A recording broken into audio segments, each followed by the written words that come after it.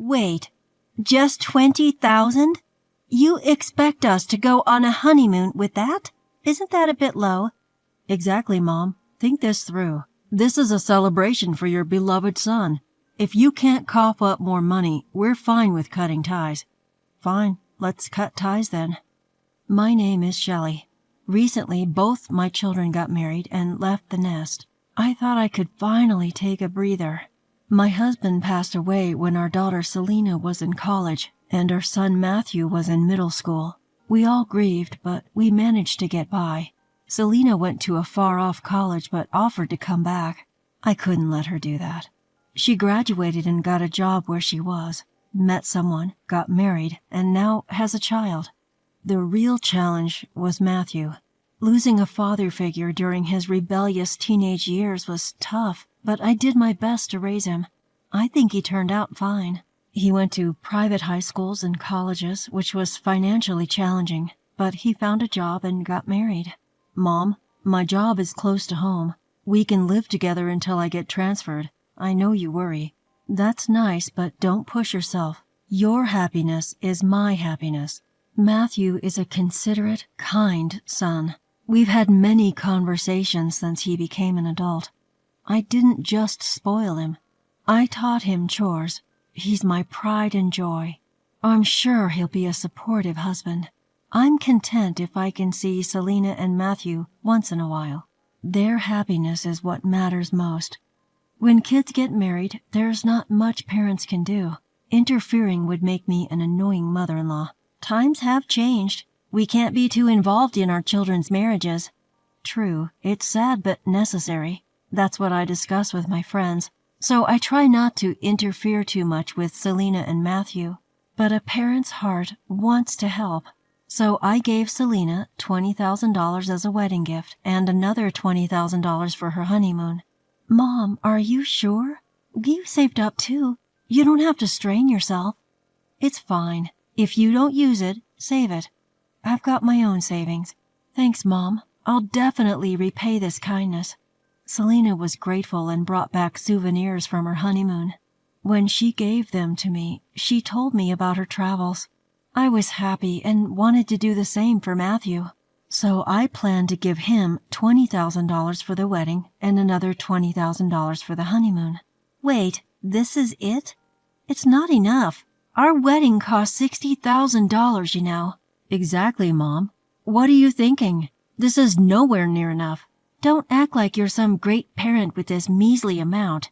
Unlike Selena and her husband, Matthew and his wife Jeannie were full of complaints. I'm sorry, but this is all I can afford. You had your own savings for the wedding, right? What? Young people these days don't have savings. We're always paying for the elderly. Mom, don't you watch the news? We're struggling here. Maybe you should educate yourself. I know, but if that's the case, you didn't have to spend $60,000 on a wedding. Wow, how cruel. A wedding is a woman's lifelong dream. It's the one day I get to be the star. Exactly, and you say it like that? Are you looking down on us? No, that's not what I meant. Jeannie starts to fake cry dramatically, and Matthew defends her. For some reason, they act as if I've said something terrible. So are you saying my parents should also contribute money? That's ridiculous. Why should the bride's parents have to struggle? Isn't it the groom's parents who should handle everything? Matthew has no savings. It's been tough for him. Are you exploiting him because you're a single mom? I've never done that. I haven't taken any money from him since he started working. I've never interfered with how he spends his money. If he has no savings, maybe he spent it on his hobbies? That's not true. I just ate out and went drinking with friends. That shouldn't deplete my salary. Exactly. Besides, you have all the latest appliances at home. Those were gifts from my daughter for Mother's Day. See, you've been exploiting Matthew too. Poor Matthew, being taken advantage of because he's kind. In reality, I've never asked Matthew for anything. Some of my friends do take living expenses from their adult children who still live at home. I know young people have it tough, so I never took money from Matthew. I've managed on my own salary and savings. Oh, poor Matthew, raised by such a terrible mother. And now you insult my parents too. You're the worst mother-in-law. Mom, apologize to Jeannie. Show your sincerity with money. We'll be back in a few days, so increase our honeymoon allowance. I'm your precious son, right? Please, Mom. With that, Matthew leaves with a smug smile, hugging Jeannie's shoulders. I'm left alone, disappointed, wondering why they would say such things. I've never exploited anyone. I've given as much as I could afford and thought I'd done my best.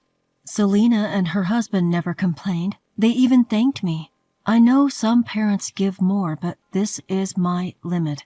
I thought I'd raised him well, but to be told all this. Just then, Selena calls to say she sent a package. I end up venting to her, and she says, Mom, Matthew's lost it. I knew he was sheltered, but he's gotten worse since dating Jeannie. You should free yourself, Mom. Her words clear the fog before my eyes. Matthew is an adult now. He is not a child I need to protect. There is no need to be spoiled anymore. A few days later, Matthew and Jeannie return. They sit across from me at the living room table, smirking. So you've had time to think. How much more are you giving us? Exactly. Our future relationship depends on this. Depending on the amount, we might even give you some hotel amenities. They clearly haven't reflected on their behavior. They must think I'll give them more money. So I calmly say, I understand how you feel, but I can't give you any more money. In fact, I've lost the desire to give you even the $20,000. What? Mom, what are you saying? That's fine. We can cut ties. All right, let's cut ties then. They clearly didn't expect me to agree. They visibly panic. Just as they're about to say something, Selena comes out from the room behind me. I've been listening, and you two are just awful. Why are you here, sis? Hi. Long time no see. Enough with that attitude. Aren't you grateful? Especially you, Matthew. Mom supported you through your rebellious phase, sent you to private schools, and even let you live at home as an adult. What's with your attitude? But she's my mom. That's her job. And I've seen online that other parents give more. Exactly. The groom's parents should do more. Otherwise, you won't even get to see your grandchildren. Well, Jeannie, I wouldn't want to see any child raised by people as unreasonable as you. What? Even if we have a child, you'd still feel that way? I wouldn't want to see a child raised by people like you. I prefer not to associate with strange people. That's rude. Let's go, Jeannie. There's no talking to these people. Our words seemed to fall on deaf ears. Matthew and Jeannie left, just like that. Selena and I look at each other and let out a deep sigh. Life was peaceful after that. Until a few months later when Matthew called, crying. Mom, help me. I don't know what happened, but I'm out of money. I can't pay my bills and I'm getting notices for electricity and gas. I can't even pay rent. I'm going to get kicked out. Turns out they'd been spending their salaries however they pleased. It's not like I had any naive ideas that things would definitely work out. They had no idea how much it actually costs to live. When I lived at home, I never had to worry about this stuff. My house is big and Jeannie's is even bigger. We never had to think about money, so why is it a problem now in this tiny rental? Matthew, did you ever think about rent and other expenses? Did you consider how much of your salary goes to fixed costs? What? I never had to think about that at home. Why is it an issue now? Because I was paying for everything when you lived at home. You seriously never thought about this? Matthew sounded shocked. I couldn't help but feel drained. How could they not even know the basics of what it costs to live? You should know about rent and utilities even if you lived at home. Haven't you talked to friends who live on their own? I've told you many times not to waste electricity. I heard from friends, but I thought they were just poor. I thought the electricity thing was just a matter of discipline. What have you been listening to? I've talked about utility bills many times. I thought I was competent enough to earn without worrying about that stuff. Sure, Matthew went to top schools, and from what I heard, so did Jeannie. But they were only academically smart. That's why you don't understand the value of $20,000. Maybe I raised you wrong. That's it. What about the $20,000? If I had that, I could pay off all my overdue bills. Can you give it to me, Mom? No way. What? I had to be firm with Matthew. Indulging him now would do no good. I had to be strict. Remember, you were the ones who wanted to cut ties. I'm not helping you anymore. That's the last thing I can do for you as a parent. From now on, you're on your own. With that, I hung up the phone. Matthew kept calling back, but I deliberately ignored it. He and Jeannie wouldn't understand unless I took a stand. Luckily, they both work and don't have kids yet. Even if they fall behind on bills, they won't get kicked out immediately. I thought they'd catch up and start saving in a few months, but I was wrong. When Matthew couldn't reach me, he contacted Selena. From what Selena told me, they blamed each other for their financial woes, and it didn't stop there. They said the same thing to Jeannie's parents, who were understandably furious. From now on, you're on your own. Even if you have kids, don't expect any gifts from us. They kicked them out. Still, Matthew and Jeannie blamed each other. The result? A quick divorce.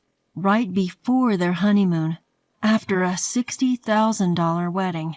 Now their friends are distancing themselves, calling them wedding gift thieves. In the end, they're cut off from their families and have no friends to rely on. Matthew tried calling Selena, but she ignored him too.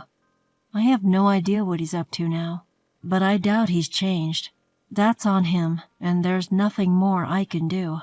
I'm planning to sell my now-too-big-for-one house. I'll use that money to buy a senior-friendly condo. That way, I can live a supportive community life.